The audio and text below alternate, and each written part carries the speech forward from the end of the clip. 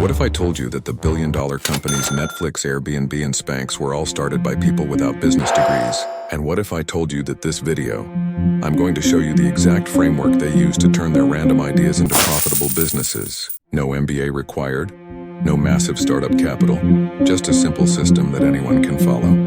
Before we dive in, if you're serious about starting your own business, hit that subscribe button and ring the notification bell. I share new entrepreneurship content every week that could change your financial future. I'm here to help you turn your ideas into profitable businesses. Today, I'm breaking down the exact 7-step framework that transforms any idea, no matter how crazy it seems, into a real business. And I'm going to show you how to do it without spending thousands on business school or needing a trust fund to get started. By the end of this video, you'll have a clear roadmap to validate your idea, find your first customers, and start generating revenue within 30 days. Let's get started. First, let's destroy the biggest myth about starting a business. The biggest lie you've been told about entrepreneurship is that you need a revolutionary, world-changing idea to succeed. That's complete nonsense. Here's the truth. Most successful businesses solve ordinary problems in slightly better ways. Uber didn't invent transportation, they made it more convenient. Dollar Shave Club didn't invent razors, they made buying them less annoying. Your idea doesn't have to be perfect. It just has to be useful to someone willing to pay for it. Think about it this way. Every business is essentially someone saying, "I'll solve this problem for you in exchange for money." That's it. No fancy MBA jargon needed. So if you've been waiting for the perfect idea, stop. Instead, let's focus on finding ideas that people actually want to pay for. Here's the 7-step framework that turns any idea into a business. Step 1. The problem audit. Start by making a list of 20 problems you personally encounter every week. I'm talking about tiny frustrations, inefficiencies, things that make you say there has to be a better way. Finding parking in your city, keeping track of your subscriptions, finding healthy lunch options near your office, organizing your digital photos, remembering to water your plants. Don't overthink this. The best business ideas often hide in plain sight as everyday annoyances. Step 2. The market size reality. Check for each problem. Ask yourself, how many other people have this same problem? If you're the only person on earth frustrated by something, that's a hobby, not a business opportunity. But if thousands or millions of people share your frustration, you might be onto something. Quick research methods include Google search volume for related keywords, Reddit communities discussing the problem, Facebook groups where people complain about it, and existing products that partially solve it but poorly. Step 3. The willingness to pay test. This is where most people mess up. Just because people have a problem doesn't mean they'll pay to solve it. The magic questions are people already spending money trying to solve this problem? How much are they currently spending? How often do they spend it? If people are already paying for solutions, even bad ones, that's a green flag. If they're just complaining but not opening their wallets, move on. Step 4. The competition analysis. Contrary to what you might think, competition is good. It proves there's a market, what to look for, who's already serving this market, what are their prices, what do customers complain about in reviews, what features are they missing. Your goal isn't to be completely different. It's to be 10% better in ways that matter to customers. Step 5. The MVP definition. MVP stands for minimum viable product, but I prefer to think of it as maximum value proposal. What's the simplest version of your solution that someone would actually pay for? Instead of building a complex app, start with a simple website. Instead of manufacturing a product, see if you can drop ship or white label. Instead of a full service, offer just one specific outcome. The goal is to test your idea with real money as quickly and cheaply as possible. Step 6. The pre-sale strategy. Here's a secret that business schools don't teach. You should start selling before you start building. How to pre-sell. Create a simple landing page describing your solution. Offer pre-orders at a discount. Use coming soon waitlist to gauge interest. Sell consulting or done-for-you services before productizing. If people won't give you money for something that doesn't exist yet, they probably won't buy it when it does exist. Step 7. The launch ladder. Don't try to build everything at once. Use this progression. Manual or service version. Do it yourself for 5 to 10 customers. Semi-automated version. Create simple tools and processes. Product version. Build the actual product or system. Scale version. Optimize for growth. Each step teaches you something that makes the next step better. Now let's talk about the hardest part. Getting people to actually buy from you. Most people think their target market is everyone, but that's exactly why they fail. You need to get specific about who you're serving. Create a detailed profile of your ideal customer. Demographics like age, income, location. Psychographics like values, fears, goals. Behavioral patterns like where they shop, what they read, how they make decisions. Pain points like what keeps them up at night. The more specific you get, the easier it becomes to find and communicate with these people. There are only 3 ways to get customers. You can build an audience, buy traffic, or borrow someone else's audience. Build an audience through content marketing like blog, YouTube, podcast, social media presence, email list building, SEO optimization. This is slow but cheap and builds long-term value. Buy traffic through Google Ads, Facebook and Instagram ads, LinkedIn ads, influencer partnerships. This is fast but expensive and requires ongoing investment. Borrow audiences through guest posting, podcast interviews, joint ventures, affiliate partnerships, speaking at events. This is free but requires relationship building. Start with borrowing and building simultaneously. Buying comes later when you have proven your concept and have money to invest.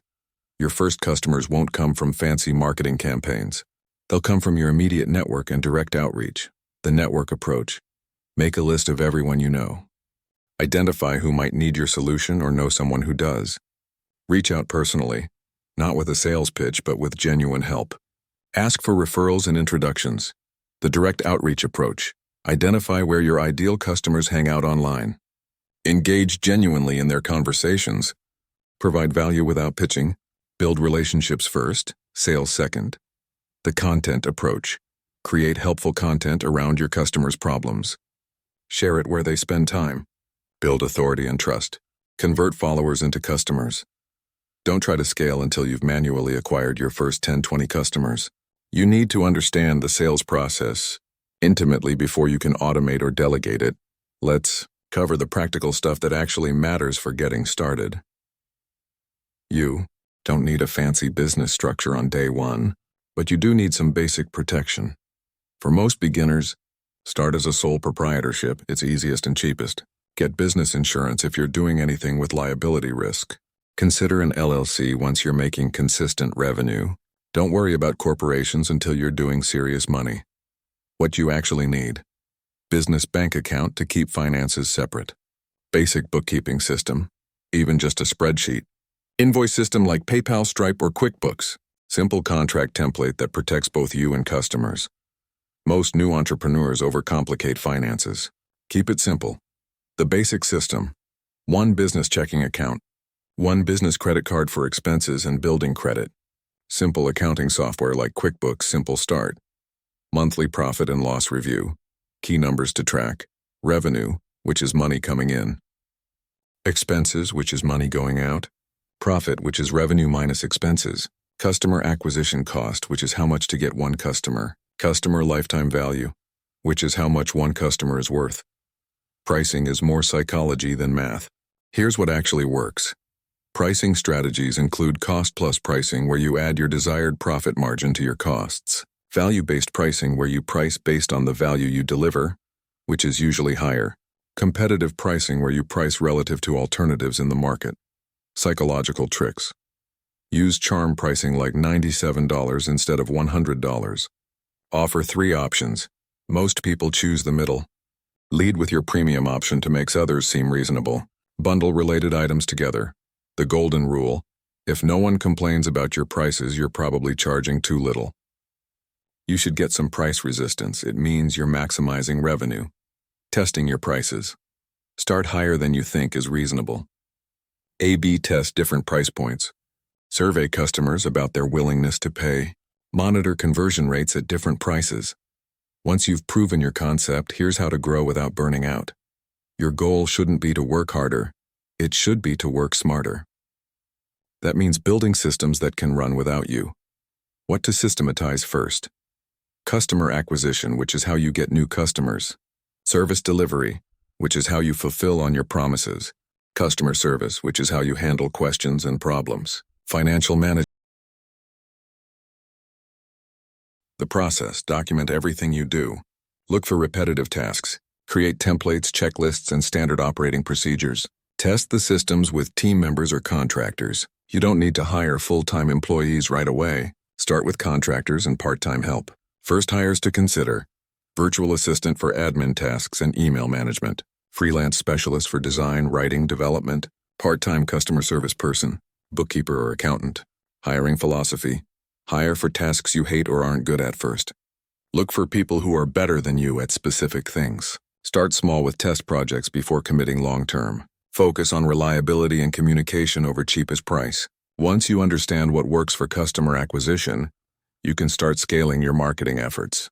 The marketing hierarchy: perfect your message. Know exactly what you offer and why people should care. Master one channel. Get really good at one way of reaching customers. Optimize conversion. Make sure people actually buy when they engage. Scale what works. Invest more in channels that are profitable. Diversify gradually. Add new channels only after mastering existing ones. Common scaling mistakes: trying to be everywhere at once, focusing on vanity metrics instead of revenue, scaling before you've optimized, ignoring existing customers while chasing new ones. Let me save you from the mistakes that kill 90% of new businesses. The perfection trap. The mistake: spending months building the perfect product before talking to any customers. The solution: launch with something that works even if it's not pretty. You can always improve based on customer feedback. The shiny object syndrome. The mistake: constantly chasing new opportunities instead of focusing on making your current business work. The solution: write down your business focus on a sticky note. Before pursuing any new opportunity, ask if it directly supports that focus. The underpricing death spiral. The mistake: competing on price because you think that's what customers want. The solution: compete on value, service, and results. There will always be someone willing to do it cheaper. Make sure there's no one willing to do it better. The isolation island. The mistake: trying to figure everything out alone instead of learning from others. The solution: join entrepreneurship communities, find a mentor, attend networking events, invest in courses or coaching. The cash flow crisis. The mistake: not managing money properly and running out of cash during growth. The solution: always keep 3 to 6 months of expenses in the bank, invoice immediately, follow up on late payments, and understand your cash conversion cycle. Let's quickly recap the framework we covered today. Start with problems you personally understand. Validate that others share these problems and will pay to solve them. Build the simplest solution that delivers value. Get your first customers through direct outreach and your network. Set up basic business systems to protect yourself. Price based on value, not just costs. Systematize everything so you can scale. Remember, you don't need an MBA to start a successful business. You just need to solve real problems for real people and charge appropriately for the value you deliver. The best time to plant a tree was 20 years ago. The second best time is today. Your business journey starts with taking the first step, and you now have the roadmap to do exactly that. If this video helped you, smash that like button and subscribe for more entrepreneurship content.